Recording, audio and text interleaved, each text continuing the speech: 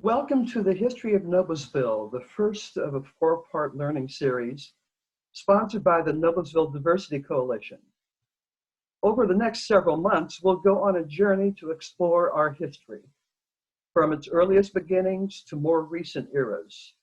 We'll discuss how understanding our diversity and awareness will propel us toward building relationships, caring for one another, and demonstrate the importance of being a welcoming community. Today's presentation is Pioneers, Diversity in Noblesville and Hamilton County, Indiana, the period around 1823 to 1851. Our panel today represents some of the diverse groups in the area at that time. Other groups may be highlighted in future presentations. I'm Luvella Heiter, a Noblesville Diversity Coalition board member and moderator this evening, and it's my honor to introduce you to our panel. First is David Highway, Hamilton County historian, native Hoosier, bachelor's in history at Western Kentucky University, master's in history from Utah State University. Worked at museums across the country, currently employed at Hamilton East Public Library. He serves on the Noblesville Historic Preservation Commission and serves on the board of directors of the Hamilton County Historical Society. Next panelist is Diane Hunter, citizen of the Miami tribe of Oklahoma, descendant of the Miami family of Sequitwita, and through their son, Gabriel Godfroy, pardon me for that, preserves and protects historic sites and resources, providing education about the presence and history of the Miami tribe, and serving 700 tribal citizens in Indiana and surrounding areas. Born in Indianapolis and grew up in Wabash County. Bachelor's degree from Indiana University and a master's degree from Ball State University and Georgetown University. She began working for the Miami tribe in 2015 when the tribe purchased property in Fort Wayne and opened a Cultural Resources Extension office. Our next panelist is Vincent Newsom, Robert Settlement, an engineering group manager at the Delphi Corporation, engineer at GM Delco Electronics, adjunct instructor at IU Kokomo, Purdue programs, member of the board of directors of Robert Settlement, member of the Dean's Industrial Advisory Commission, IUPUI School of Engineering, trustee and member of Bethel AME Church Noblesville, recipient of the IUPUI School of Engineering Outstanding Alumnus Award, bachelor's in electrical engineering technology, and master's in manufacturing management. And last but not least is Reverend Dr. Marlene Pedigo. And with her permission, we get to call her Marlene this evening. Originally from Iowa, where she grew up among friends, graduated with a BA from William Penn College in elementary education, and later received a Master's of Divinity and Doctorate of Ministry from McCormick Theological Seminary in Chicago. Currently lives in Westfield, active among area Friends the past 8 years, and currently is researching the Friends testimony of women in the ministry, which began in the 1600s of England and flourished as Friends moved into Hamilton County. She's also researched the history of Friends' involvement in the Central Trail of the Underground Railroad. We'd like to welcome our listeners to feel free to send in your questions to any of our panelists in the chat. We'll do our best to have our panelists respond to as many as we can, time permitting. Let's think about what a pioneer is.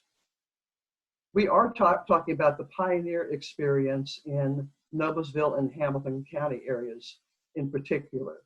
A pioneer is defined as one of the first to settle in a territory. A pioneer is defined as one of the first to settle in a territory.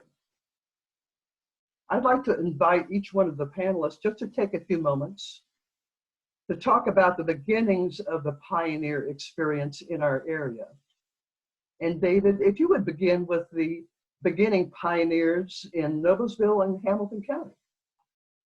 Right. Okay, just let me take it off mute there. Yeah, I'm going to give a little bit of geographical background. That's taking it, when we're talking pioneers, I'm going way back. And the key point is that red line on this map. That's the Lafayette Trace. That was an ancient prehistoric game trail that ran really between the Ohio River and the Wabash River. Probably used it and first for migratory animals and things like that. And then about 10,000 years ago, the first humans came into the area following those animals. And naturally, they followed this natural path to go through there. One of the reasons why it's kind of key is that where it crosses up around where Strawtown is today, is there are several good river crossings right there. And so as a result, that became kind of an important sort of a thing. As a matter of fact, in the next slide, which we have, this shows the road that crossed it. This was, it didn't have a proper name. It basically ran from the Falls of the Ohio up through Washington County and Washington and some of the other places, up along the White River and then up to Kikianga or Fort Wayne today. And that was another key route going from north to south. So Strawtown was right in the center of this key north-south, east-west route. So that's why about 1000 AD, we had our first real settlers in the area. And it was the Aborigines that settled up in the Strawtown area. And we're still doing archaeological research to find out more about them. So that's really kind of the roots of what happened right there. And of course, Diane's going to be able to tell you more about the Miami coming into Indiana and eventually becoming sort of the predominant tribe in this area. But nevertheless, they too would have used these routes to travel through the area. This is kind of the reason for that. So the next one actually shows kind of some of the things there. This is one of the first maps of Indiana that was drawn. This is from about 1819. And the nice thing about it is it actually shows this area. Because if you look towards the center of the map, you see a spot where it says Delaware Towns. And in the late 1700s, probably 1780s, maybe just after what was called the Northwest Indian War, the Delawares moved into the area and set up housekeeping along White River here. Although the Miamis were the predominant tribe and really controlled the area, the Delaware had been pushed from farther east, and so they came in here. And so they were the ones who were kind of occupying the towns and the areas, places around Strawtown and some different things like that. This area actually then was eventually, there was a treaty made, Treaty of St. Mary's. This was in 1818 after the War of 1812 and some other things. We actually know from the War of 1812 that those pathways were used. There were actually soldiers that actually used those roads to travel, well, to different places for confrontations. So we have some accounts of that. So now the next slide actually shows part of what that area became carved up into, and this became something known as Delaware County. There is another Delaware County today, but you can kind of see it looked very, very different back then. Indianapolis is a part of it. This was the first of the area. There were actually at one point in time just the two big counties, Wabash and Delaware County. But eventually those started getting carved up into smaller and smaller sections. And the next one kind of shows that a little bit better. This is from 1839. And the good thing about this is this shows the Miami Reserve. The Miamis, unlike the other tribes, actually managed to carve themselves out a certain amount of territory and were actually able to maintain a presence in the area for longer than the Delaware. The Delaware just simply headed west to Missouri, including William Connor's wife, among others. But nevertheless, this shows that they were able to at least maintain a presence here, and you see how Hamilton County at that point in time actually abutted it. There's that little bit of an angle that eventually became Tipton County, but still. The next slide actually is a closer up look at Hamilton County, and you get a good sense of the roads through this area. I like to use this map because this one actually shows a lot of the early trails. They don't often get included, but you see how it goes through Strawtown, down to Noblesville. There's actually a road from Strawtown to Westfield, which is probably how the first Friends came into the area. The east-west road through Noblesville actually didn't exist until about 1836. And then the road that heads up to the northeast there, that is the Lafayette Trace kind of heading through the area. So this is like I say, transportation routes very, very key for a lot of these different groups to come into this area.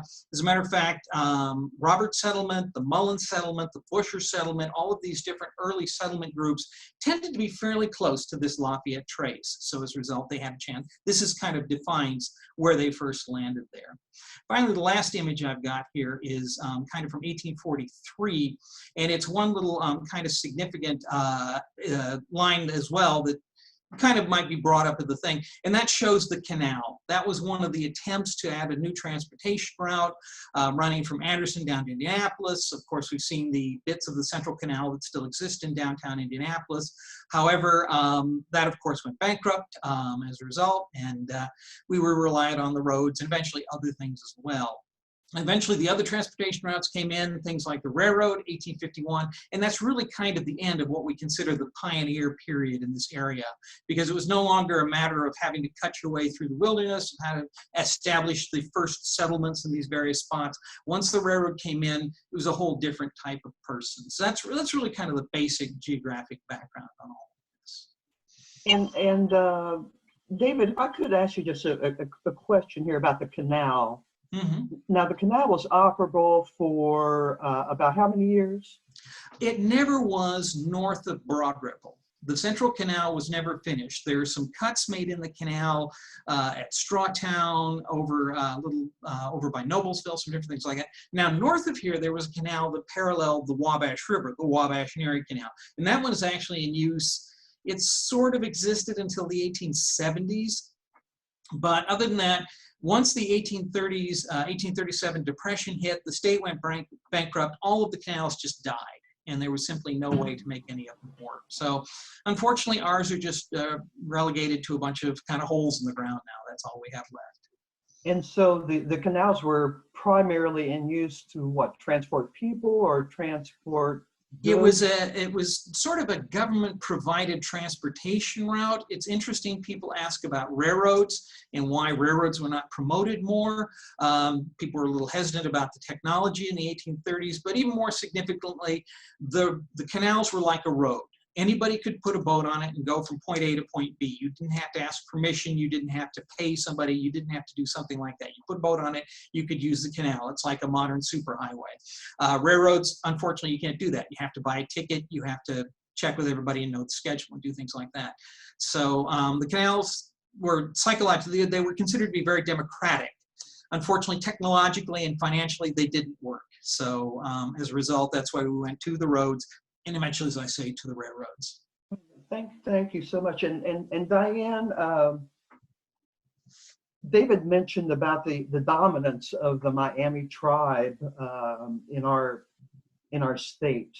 And if you could talk a little bit about the first settlements in this area here of the Miami tribe and kind of where it started at and how it developed. Thank you. So I would like to just start from our beginning. Mitame miamiake nipangonje sakachewe chike. At first, the Miamis came out of the water. That's the first line of our earliest story. It's the story that tells of our emergence as Miami people. The place where we emerged, where we came out of the water, was a place we called Sakiweonge. And you can see on the map, up near Lake Michigan on the map that you see, there's a star, and that is Sakiweonge, the coming out place. And that's on the St. Joseph River. We're not exactly sure the location, but it was somewhere between South Bend and Lake Michigan on the St. Joseph River. And so Miami people have been in what is now Indiana since time immemorial. You can see here on the map a number of our villages. From Sakiweonge, we went out in many different directions, and this map just shows a few of our villages. Most of them that we are most familiar with today were along the Wapashike-Sipiwe, the Wabash River. Now, what is today Hamilton County was the hunting grounds for us. And those trails that David talked about, we used to get to other hunting grounds, to get to trading places. and also to fight with other tribes. We have a name, Chengwetanonge is what we call Indianapolis. So we know that that area was important to us because it has a name. We lived this way, as I say, since time immemorial until we first encountered Europeans. And our first contact with Europeans changed our lives dramatically. But probably an even more dramatic change was the Treaty of Paris of 1783 that ended the Revolutionary War. Because after that, the Americans started coming west, and they kept coming. And this was our land. We hadn't given it to anyone. We hadn't sold it to anyone. We hadn't ceded it to anyone. So from our perspective, those people coming onto this land were illegal aliens.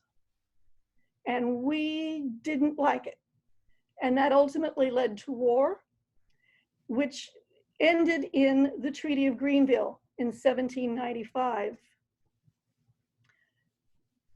The Treaty of Greenville was supposed to solve everything. Everybody would have part of their land. The Americans got most of what is now Ohio. They got little bits of Indiana.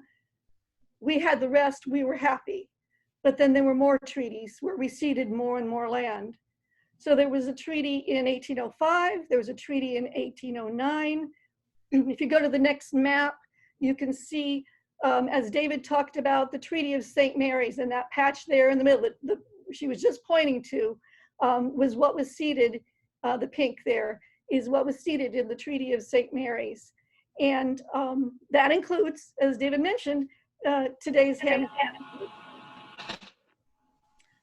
Now also, you can't see it on this map, but there was a reserve set aside at Thorntown. The same Thorntown that is today in Boone County, just next to Hamilton County. Thorntown was a village, a Miami village was there. And so that was set aside in the Treaty of St. Mary's in 1818 as a Miami reserve. Unfortunately, it only lasted 10 years because it was ceded in the Treaty of 1828, just 10 years later. So there were more treaties. There were treaties in 1826, 1828, 1834, 1838. If you go to the next map, by 1838, that Great Miami Reserve was all we had. All the rest of what is today Indiana had been ceded. And it went from the Wabash River down to, basically, as David pointed out, down to Hamilton County. And so that was the last piece of tribal land that we had at that point. Our most significant treaty, though, was 2 years later in 1840. And in that treaty, we agreed to exchange the Great Miami Reserve. It was about 500,000 acres. And we agreed to exchange it for what was supposed to be about the same size land in Kansas.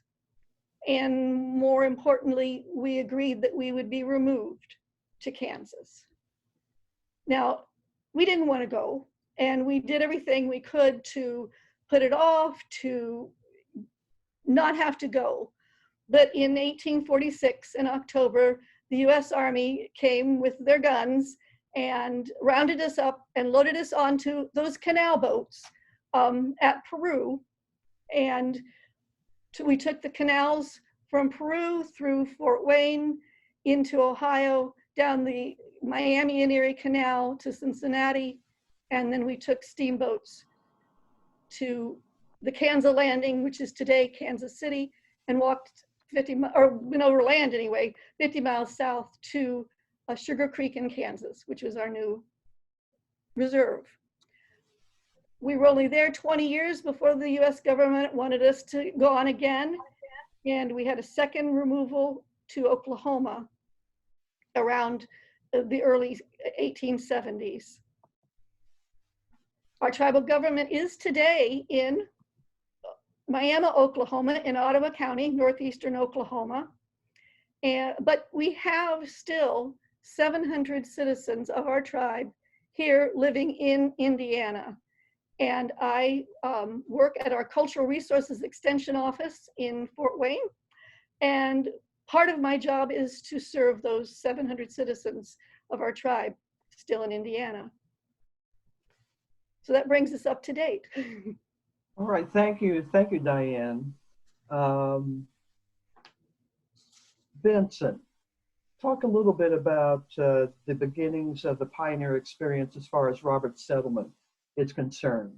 And I know your perspective is coming to us as a direct descendant of one of the pioneer founders.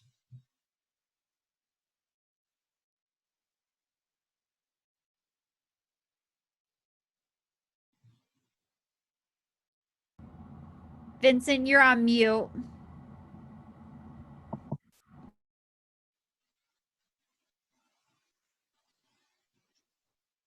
Am I on now?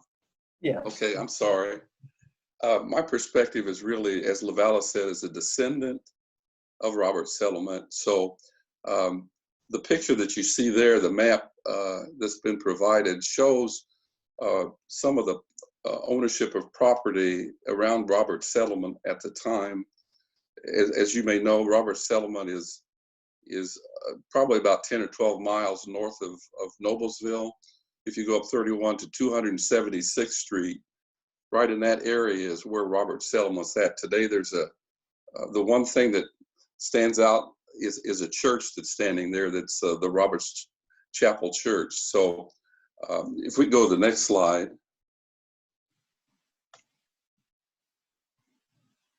Right there, I wanted to show this because this really summarizes our history.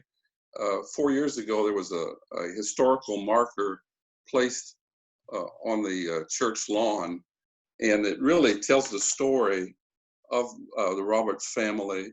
And when I say Roberts was really the prime, I'll say the largest number of people were named Roberts that migrated from North Carolina at the time. There were Newsomes, there were Wimburns, there were Cunninghams, there were Matthews, there were a lot of other ones. But because Robert was kind of the predominant surname, that's the name that people have chosen to name Robert as Robert's settlement. So when they left North Carolina, and some of the people came from Virginia as well, they were free people of color. And that migration began around 1820 because of some of the upheaval that was occurring out there, racial tensions, some rebellions that occurred out there, like with the Nat Turner Rebellion and all of that. So it was, and many of my ancestors were landholders, and so they were in jeopardy of having land out there in the South, and so. They migrated, and there's another settlement that's over in the central east part near Carthage, Indiana, that's called the Beach. Some of them migrated there, and some of them continued on to Robert's settlement in Jackson Township. And the three pioneers were Elijah Roberts, Micaiah Walden, and also Hansel Roberts.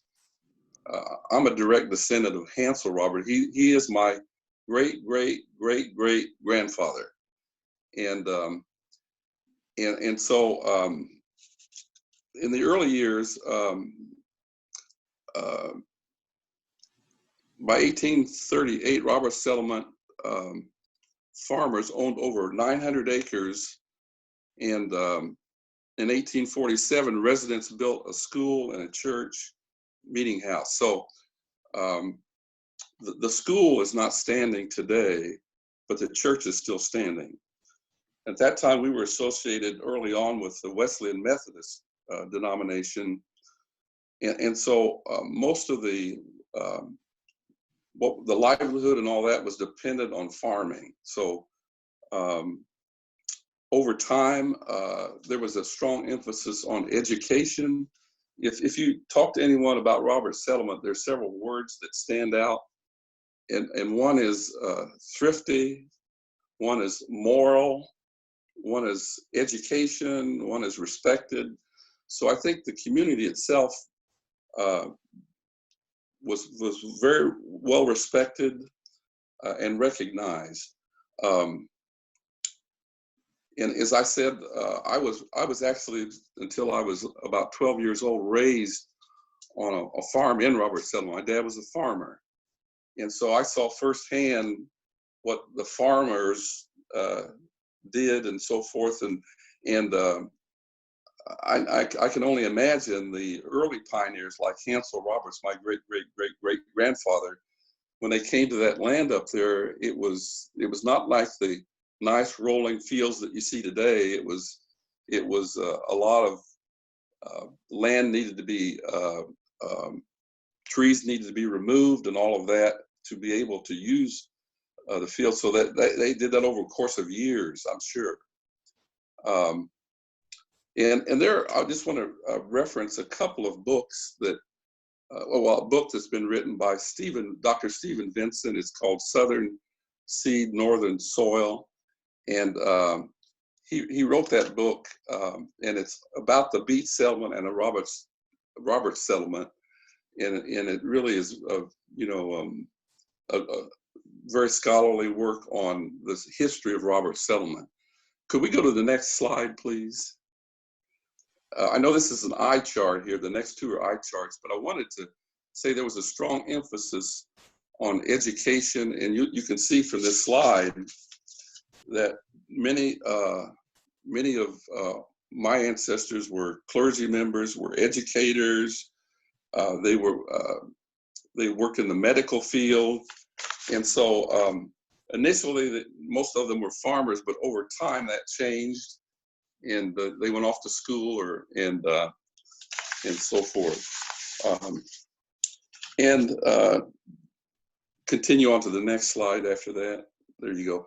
This is a picture of the schoolhouse number 5 that was at Roberts Settlement, established in 1877.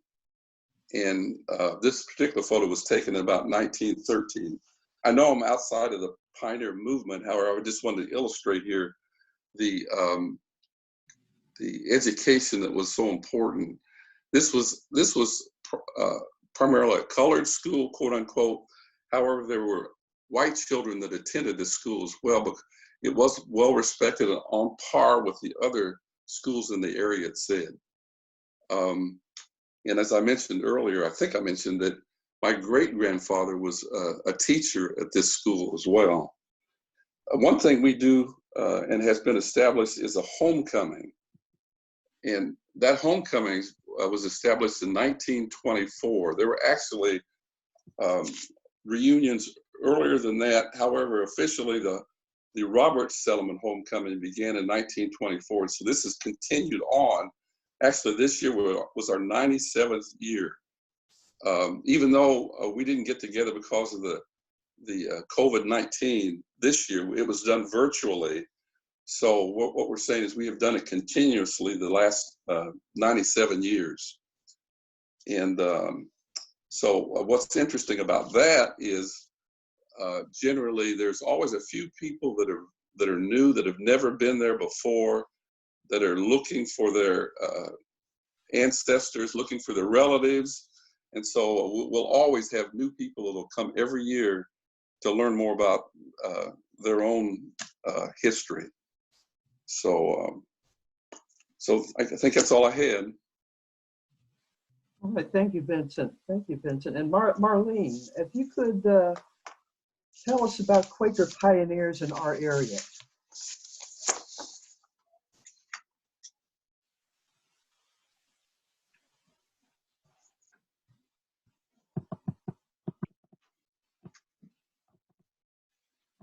Marlene, you're on mute. All right, can you hear me now? Okay. What you have in front of you is a map of the Friends churches, and it shows the meetings that have an X in by the name were in existence by 1858.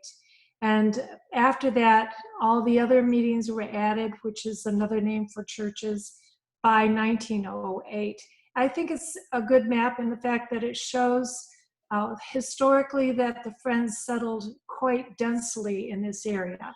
And having lived in Chicago for 30 years, there were like less than 1,000 people in the metropolitan area who would have Friends membership. And here in Hamilton County, there were a lot of Friends churches. So they had a big settlement.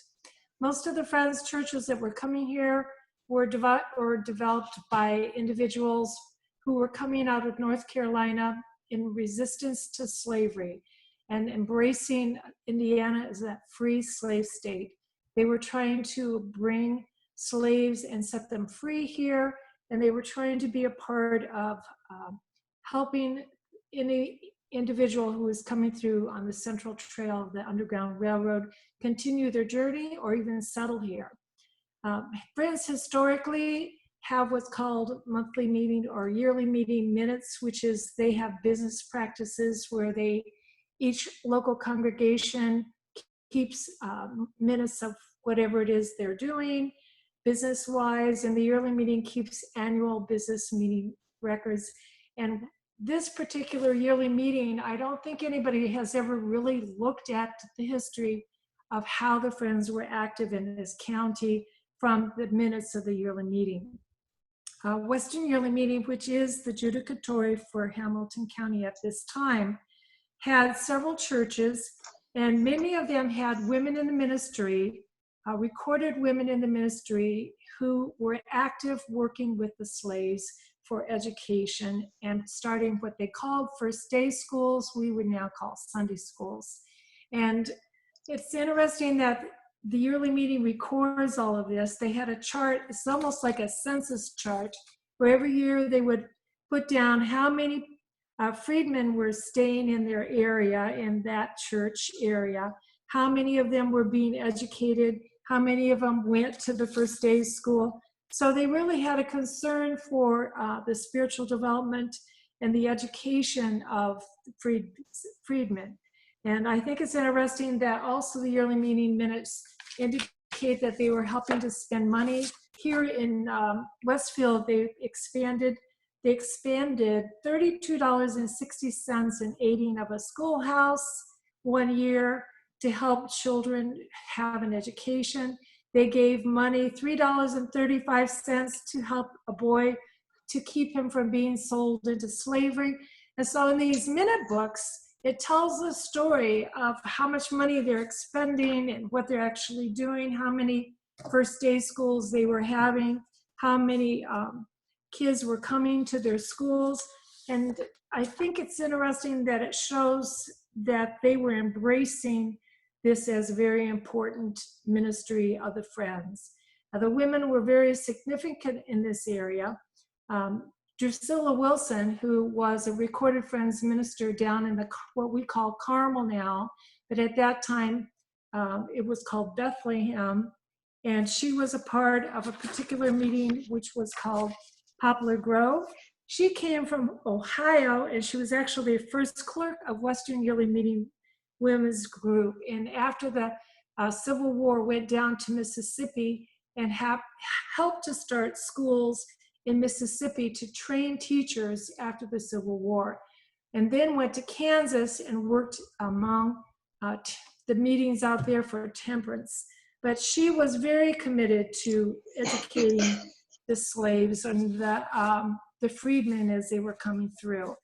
The Tomlinsons, if you're very familiar with the Westfield area, her husband was named Robert. They lived 2.5 miles or so north of downtown Westfield, near to what was called Chester Cemetery. Yeah, there's Drusilla Wilson in front of you right now.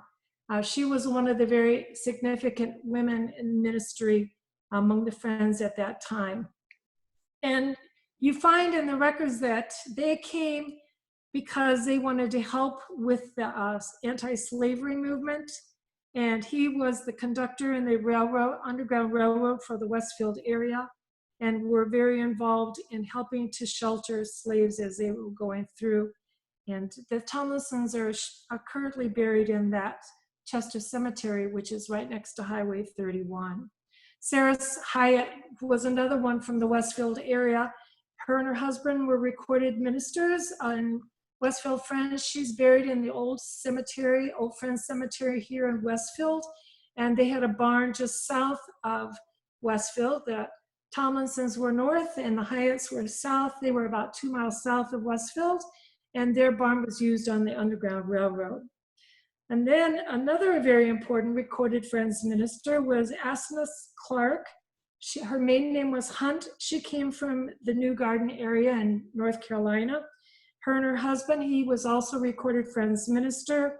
They were very involved in the New Garden Friends meeting. There was a boarding school there. They had 6 boys, so I can imagine that. They helped in that development of that school, and then did a lot of traveling in the ministry, but then came to the Eagle Creek area.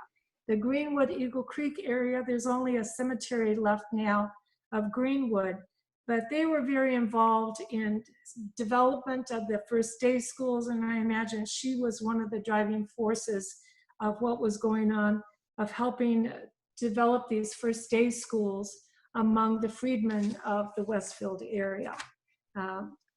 I find it interesting that we're talking about the developing of a welcoming community, and these women were significant in that happening, I think, for the Westfield area. And a lot of times we talk about Levi Coffin, and he was a part of the Eastern Trail of the Underground Railroad, but the women of Western Yearly Meeting, they were very involved in this ministry too. So I think those are, I think you have one more picture of just the tombstone. Yes, there she is. I don't have a picture of her yet. I hope to one day have a picture of her, but she was a very significant person. Not only did she help develop this school, which was a Friends school in Greensboro, and later became Guilford College, but her son, Dugan Clark, became one of the very first theologians, theology professors at Earlham. And so this was a very significant family, very involved in education, and they were using their gifts here in Westfield among the freedmen. Okay. Thank you. Thank you, Marlene. Mm-hmm.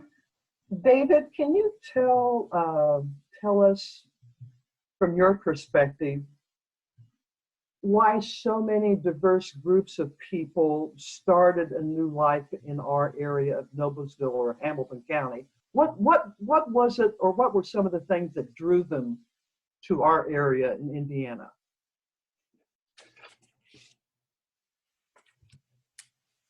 Here, there we go. Okay, unmuting. Yeah, actually, unfortunately, one of the things that brought a lot of the other groups here was cheap land, which we had taken from the Miami and from the Delaware. So it's kind of cross purposes for as far as settlement goes and things like that. But like I say, inexpensive land, new land. As I say, one of the things about this area is that it was accessible, among other things. We were talking about the huge forest around where Robert's settlement was. The thing is that literally we have stories from the 1820s of people trying to get from point A to point B, trying to get from like Strawtown to Thorntown. It takes them a week and they get lost in the woods. So it's a tremendous effort. And until that ground starts getting cleared away, it's just part of that there. But once they did get there, the land was inexpensive. It was very, very good land. That forest had turned up some very good types of land. Actually, the Delaware had set up some very good farms. There's something called a pocket prairie down along the river, where there's river bends where the river tends to kill a lot of trees. And it's just naturally easy to do farming in that area. So as a result, as I say, unfortunately for the Native Americans, the land was just really too good and too cheap.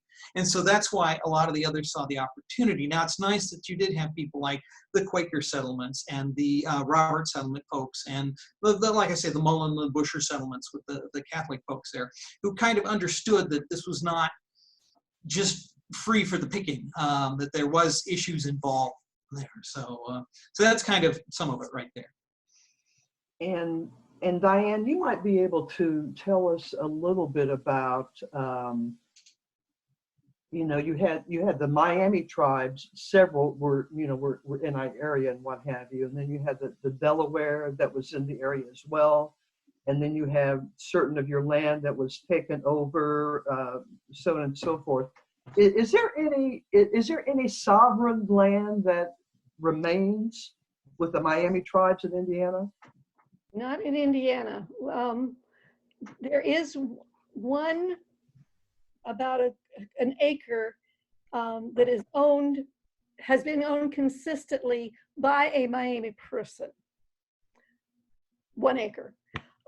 But tribal land, no, there hasn't been. Since we ceded the Great Miami Reserve in 1840, there has been no tribal land as opposed to individually owned land in Indiana.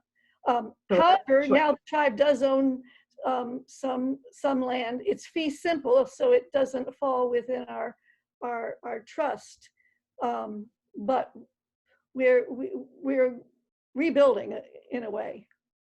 So when that was taking place, so where was there another migration that the Miami tribe took? We just kept reducing and reducing. A lot of the land initially, because the land that was ceded in Indiana was primarily from the Ohio River, and then each treaty took more and more further north. And so we just retreated into smaller and smaller areas. It took more and more of our hunting grounds, which made it very difficult to support ourselves. And so in the treaties, we were given annuities, given annual payments in exchange for the land, but really in exchange for our ability to support ourselves and to feed ourselves. The annuities were to pay for us to be able to eat and buy food because we couldn't do it for ourselves anymore in the way that we had done since time immemorial. So Vincent spoke a little bit about the educational experience at Robert's settlement. What was it like for the Miami tribe regarding education for the youth? We have always valued education, and particularly during the period that we're talking about, we saw that it was very important that our future leaders become educated in the ways of the Americans so that they would know the language, they would understand the culture, and therefore they could better negotiate and interact and trade with the Americans. So we valued that. In about 1823, at the beginning of the period we're talking about, up until then, Isaac McCoy had a Baptist school in Fort Wayne, and Miami people went there. Then later, we sent our young men to the Choctaw Academy in Kentucky. In the late 40s, some of the Richardville boys went to Notre Dame, and some of our girls, the Richardville girls, went to a Catholic school in Fort Wayne. And also there was a Catholic school in Vincennes, and for a very brief period, 3 young men were sent there, one of them being my grandmother's father. So we took advantage of what schools were available to us because we did see the value in education. And later in Kansas, we sought out schools for our reservation there as well. Okay, and just a reminder for anybody who may have joined us late, welcome to the History of Noblesville. This is the first of a four-part learning series sponsored by the Noblesville Diversity Coalition. And today's presentation is regarding pioneers, diversity in Noblesville and Hamilton County, Indiana, around the period of 1823 to 1851. And our panel today, David Highway, Diane Hunter, Vincent Newsom, and Marlene Pedigo. Thank you so much. And also as a reminder, keep your questions coming in on the chat. We will do our best to get them all answered, time permitting, before we close out today. In the Now you had mentioned, Marlene, about with the Friends, um, also known as the Quakers, how they had made some changes as far as being able to um, make a contribution in supporting the Underground Railroad. They became abolitionists, what have you. Can you talk about how that developed in your group, in your Friends organization, how that transition occurred and why it occurred? Um, what I could say is that about 100 years before the Civil War, Philadelphia Yearly Meeting came to clearness that slavery was wrong and started encouraging all their members to let go of all the slaves. That started rippling across the yearly meetings. In North Carolina, as individuals saw the horrible treatment of what was going on, they decided when Indiana became a freed state to migrate here and to be able to let their slaves go if they had them, or to be able to help people find freedom here in Indiana.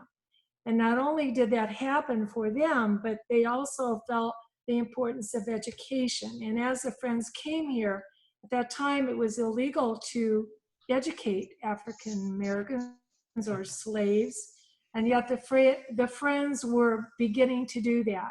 And you find that they are developing schools. In the yearly meeting minute books, you find that the number of young people here in this area that were coming to the schools. And I think that Western Yearly Meeting, which is the judicatory for this area, had a clear minute saying that slavery was wrong, and that if anybody was in the Friends churches and still had any kind of inkling that that was okay, they would sit down and talk with them and labor with them until they saw the light, so to speak. There was some division here in Westfield between the anti-slavery and the Westfield Friends, but as soon, it was more over the Underground Railroad tactics, I think, than the fact that slavery was really wrong. I think that's probably, and as I said before, the whole importance of education and spiritual education with the first day schools was very huge with the Friends. Thank you very much. And Vincent, was it a welcoming experience for Robert Settlement when they founded that community in Atlanta, Indiana? I think probably the fact that the Friends were here probably created obviously created a better environment for them. And I think that's probably one of the reasons why they settled in this area. Now there, as I think was mentioned earlier, there were Quakers out in North Carolina, and maybe there was some connection there between the Quakers here in Indiana. I don't know. But I know one of I think I've heard that, and even Stephen Vincent mentions that in his book, that one of the reasons they settled where they did was it was an area where it was fairly close to Quakers, and the Quakers, beliefs and on the abolitionist movement and race were important, obviously, to Robert Settlement. So I think they were supportive of education for Robert Settlement too. And were there many connections that you know of, Marlene and Diane, between the Friends as well as the Native American community?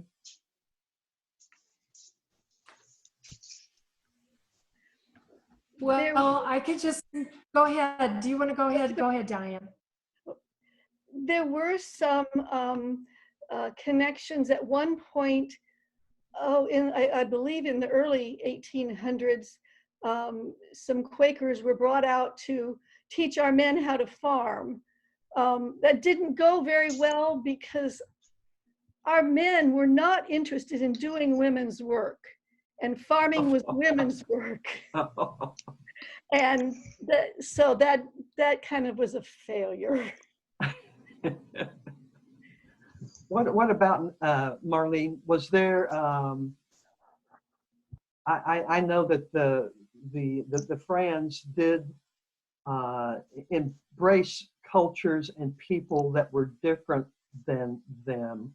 And do you recall anything directly in Indiana that kind of developed that relationship with, whether it be the Miami tribe or Delaware tribe that you know of? When Western Yearly Meeting was started, they had developed this committee on the freedmen, or people of color at one time it was called. They also had one that was on the, they called it the Friends Committee on Indian Affairs, I think is what the technical name was at that time. And they were very interested at that time. I don't know about the Miami. This is new to me. I'm not quite sure exactly which one of the tribes they were very concerned about at that time. I'd have to do more research on that. Most of my work has been the Underground Railroad, but they had that committee right at the very beginning, which had that concern and had been doing supplies here in Westfield. They have been going out to Kansas still, to the Kickapoo in the Oklahoma area.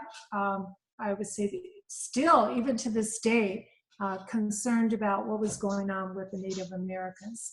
And in Iowa, there's a Meskwaki settlement.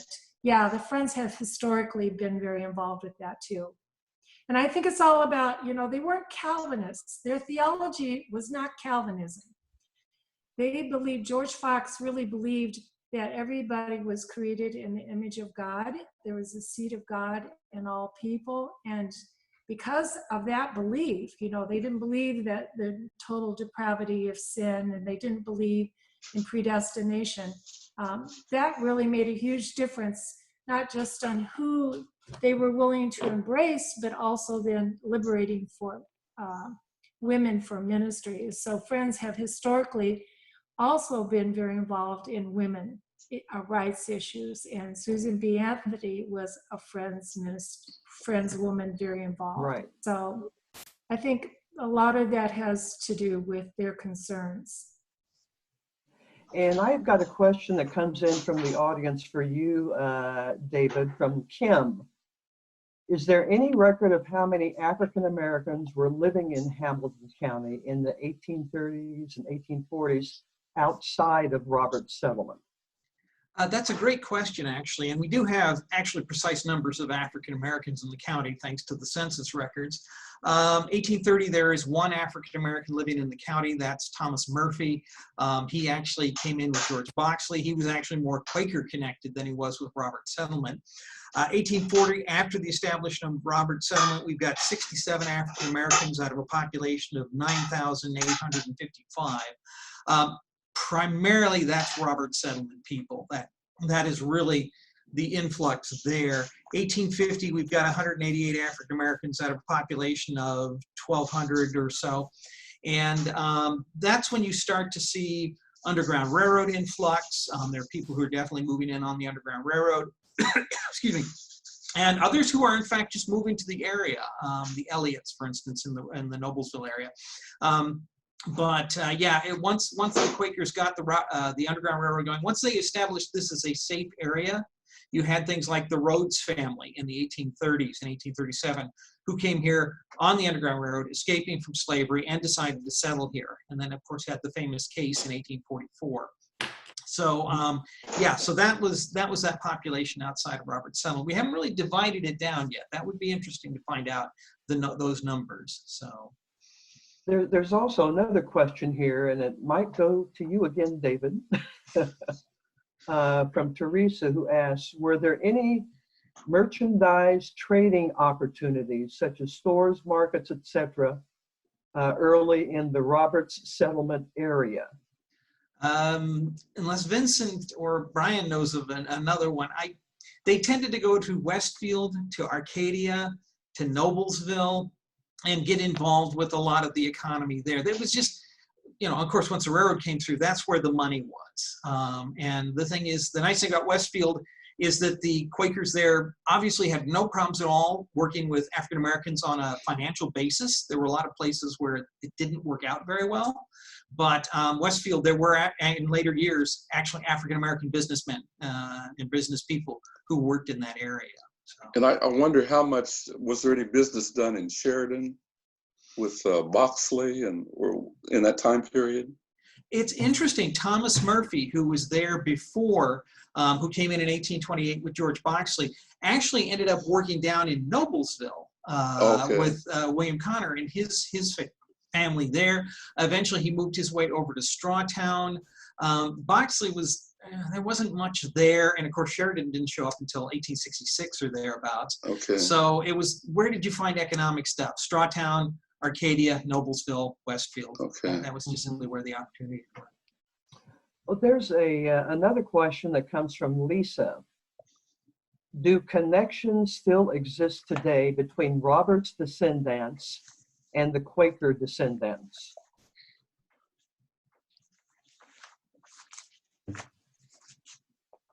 In terms of, you're talking about in terms of just working together, or when you say connections? That's kind of what I gather here, yes. Okay.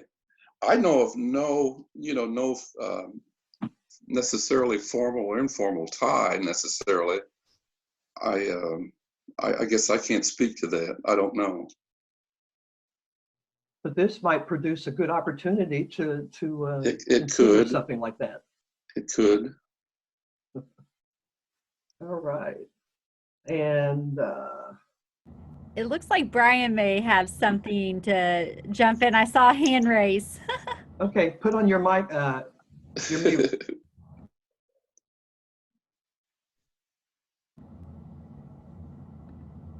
Unmute yourself. There you go. There you go. Okay. I think Vincent is correct. There isn't an ongoing relationship per se.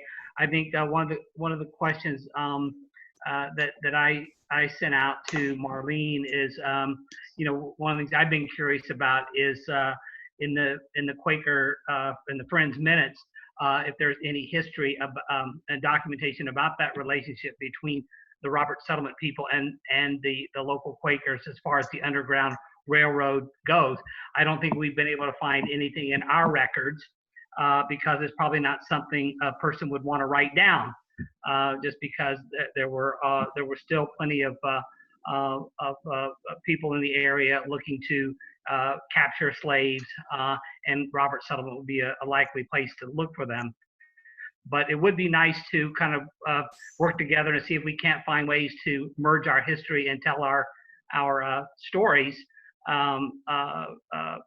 mutually as far as that relationship goes back in those early pioneer days, because we just don't have a lot of documentation on it. But I do think, though, that the Robert settlement tended to work with the Wesleyan Church, and more from a religious standpoint because of their abolitionist views and we've tried. Yes, we've been trying that angle too. Again, trying to find out what is in their minutes and records about that relationship as well. And we have found some of those at the Wesleyan headquarters over in Fishers, some of the old Wesleyan newspapers. But I've always been hoping that maybe the Quakers have something that had been written down and put away that we might be able to look back on and see what was happening in that relationship, because there were so many living around Robert settlement at the time of the Underground Railroad. Right. Yeah. Thank you, Brian. Thank you. If I could Yes, just Marlene? jump into that conversation, because I've been looking at the minutes of the yearly meeting, and to my knowledge, so far, there's not a connection between those two. A lot of what the Friends are doing, I told you they have this little census form that they filled out every year with how many freedmen were living in their area. This was called the Union Quarterly Meeting, Hamilton County was. And so they was like this, well, this is a little bit later, this is 1868. But in this quarterly meeting, which would be the Westfield quarter, they had 144 people of color that was living here. This was not a settlement. They were just in a variety of different, they had property all over, I guess, and just were involved. They had them going to school. They had these first day schools. They always talk about how much money they helped to give to support this ministry. And that's what you have. I didn't really know about the Roberts settlement till I came to Westfield. I didn't see that in their records, but that doesn't mean that the local friends here at that time didn't realize that that existed. A lot of records are still in people's attics and still, you know, not always available until you start asking friends, oh, does anybody have a picture of Drusilla Wilson or somebody like that? And all of a sudden you start getting the information. So as we start talking more about this, maybe more of the information will emerge. That would be my hope. I have a question here for the entire panel that would like to answer this. What, if any, significant social changes occurred during this pioneer period, and what was their impact on whether it be the city, Roberts settlement, Miami tribe, or Friends? What, if any, significant social changes occurred during that pioneer period, and what was their impact?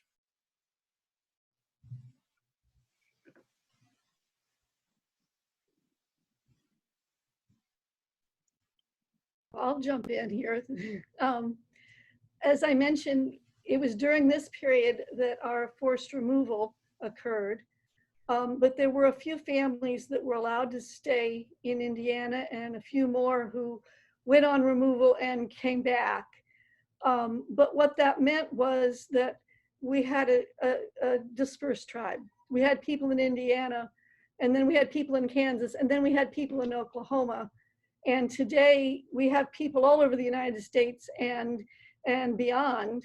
And what that means is that when you have a very small number of people living among a much greater number of people who are not part of who we are, there's a lot of assimilation and a lot of loss of our culture and a loss of our language. Our last native speakers died in the 1960s. So there was a lot of loss. A lot of things just went to sleep. And starting in the 1990s, we began a program, a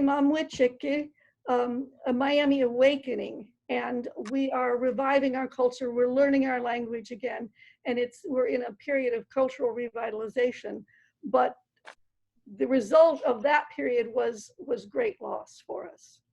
Now, is that awakening, is that primarily taking place in Oklahoma, or how's that set up? It's taking place everywhere. In Oklahoma, here in Indiana, that's one of the things that we do at our Cultural Resources Extension Office, is we have programs where people can learn language, where people can participate in cultural activities. We have the Miami Center at Miami University in Ohio, and they are kind of leading the way in terms of the research that's necessary for this revitalization.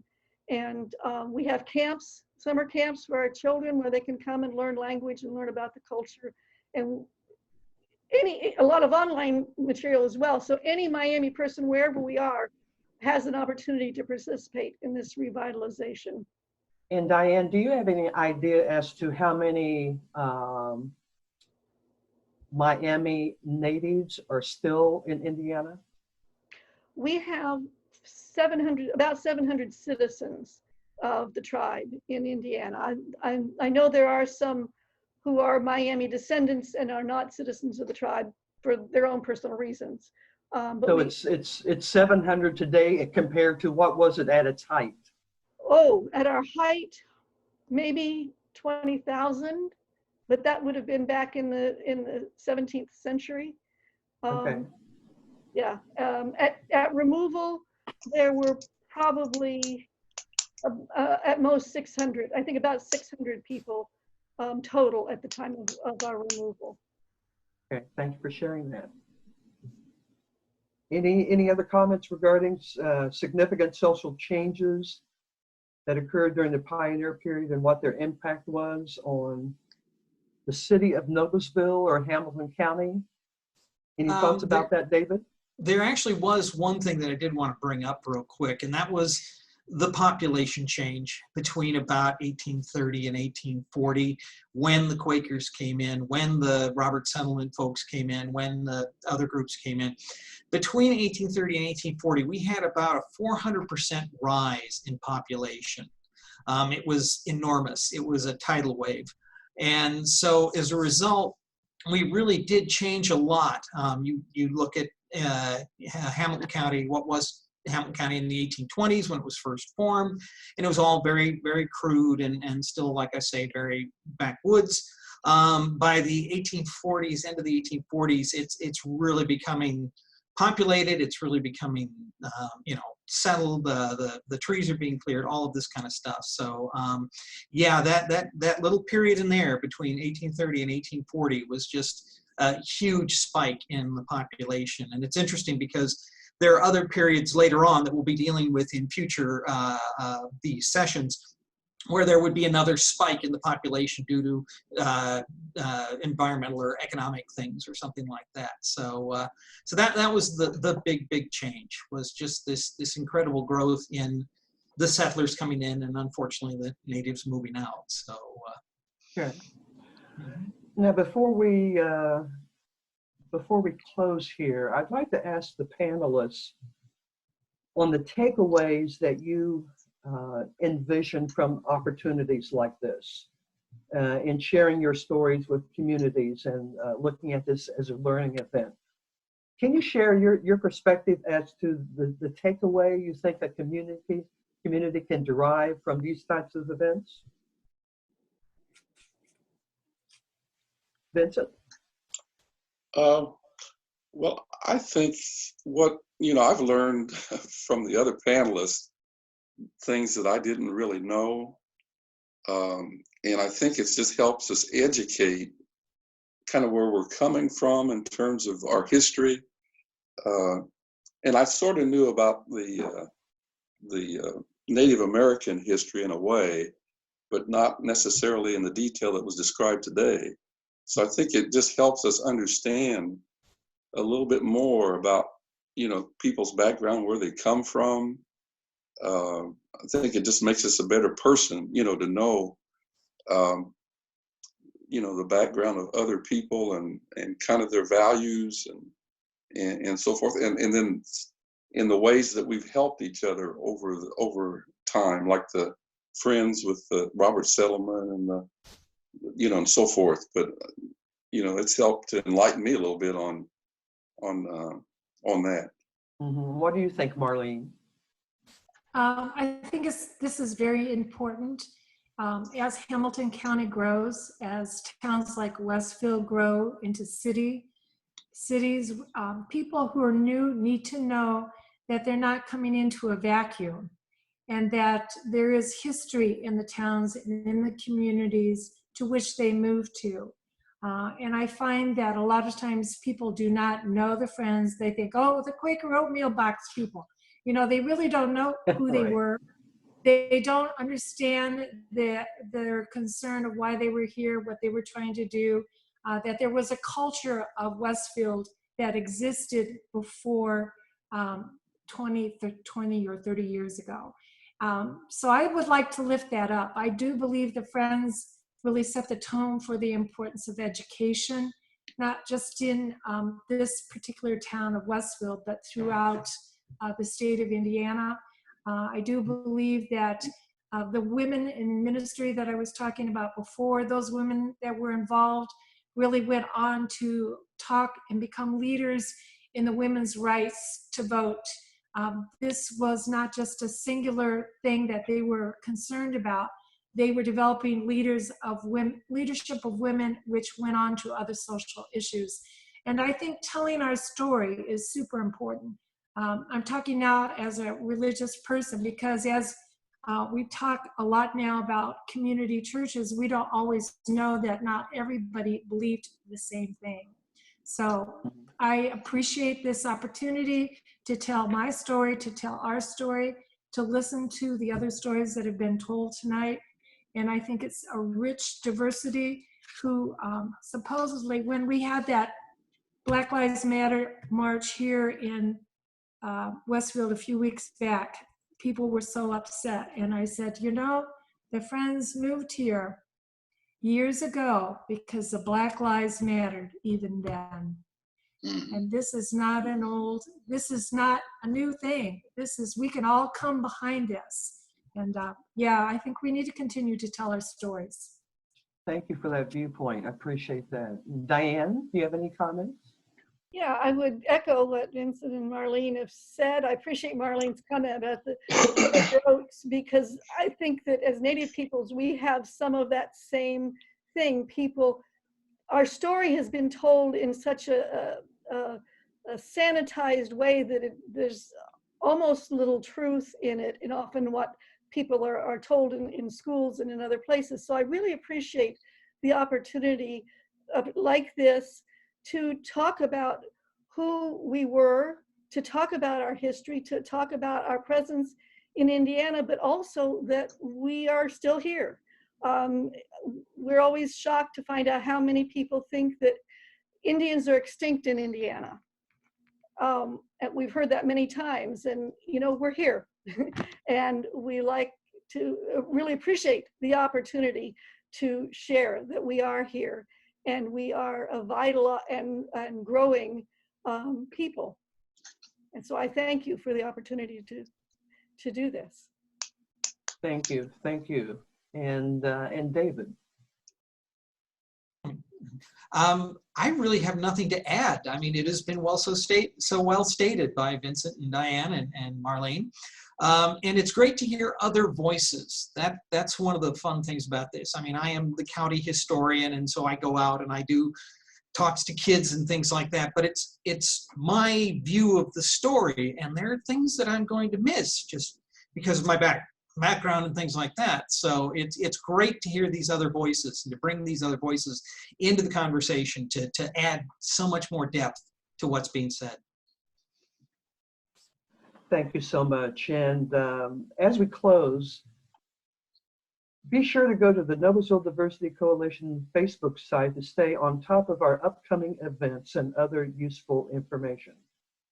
As a reminder, our next episode, From Railroads to Gaslights, Myths and Misconceptions of Noblesville Diversity 1850 to 1900, will take place on September 3rd, 7 to 8 p.m. via Zoom.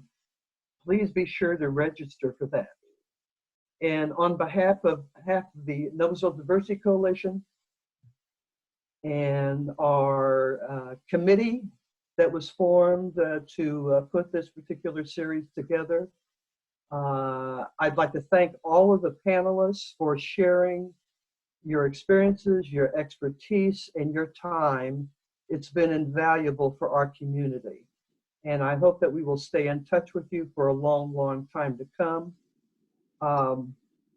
Just take a moment to reach out to different groups, to different cultures, to different experiences, and you'll find that there is a lot to offer and a lot to know about. The mission of the Noblesville Diversity Coalition is to educate, celebrate, challenge, and inspire Noblesville to be a welcoming and inclusive community that embraces all cultures and identities. Thank you.